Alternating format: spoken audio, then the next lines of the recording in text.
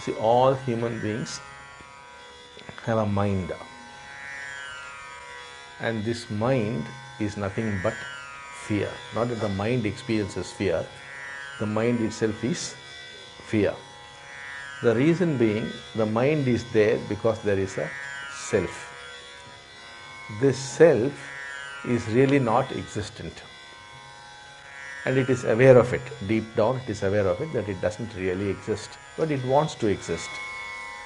So it's more like a thief in a house who's trying to hide all the time, trying to protect himself. The self is trying to protect itself. That is that fear, because any moment the self can disappear, because what is called the biological self is there because of the way your senses are coordinating.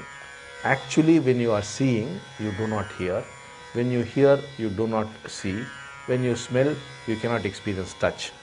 But all these things happen so fast, it looks as though while seeing you can hear, while hearing you can touch. It looks like that. But really it is not so. If by any chance this were to slow down, you will see the self is gone. So the self is a poor imposter who is not there, or it is more like somebody who has captured the President of India, put him somewhere, and is posing as Abdul Kalam, the President. How much will be his fear? They might see his hairstyle, they might catch he's not Abdul Kalam, they might see he's walking and say, oh, he's not Abdul Kalam. Any moment he could be caught. What will be his life? Just imagine. Posing as the President of India. The same problem with the self. Any moment it can disappear. It has to keep fighting for its survival. Therefore, it would like to say, oh, I'm so well qualified, I'm so powerful, I'm so rich, this is my wife, this is my father, this is my son. It must go on telling itself up. Otherwise, it is not there. Only when the other is there, the self is there. No other, no self. Therefore, the poor thing has to go on getting attached to things, and it is always a fear that the other might discover it and go away. It might lose it. And as it loses something, it loses itself. Therefore, it has to be constantly in fear.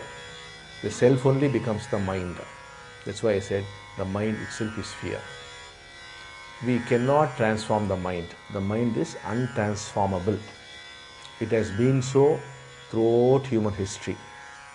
That is why we are telling you, don't waste your time trying to transform the mind. The only thing that is possible is you can be free of the mind. Let it be, that's all. Don't waste your time transforming it.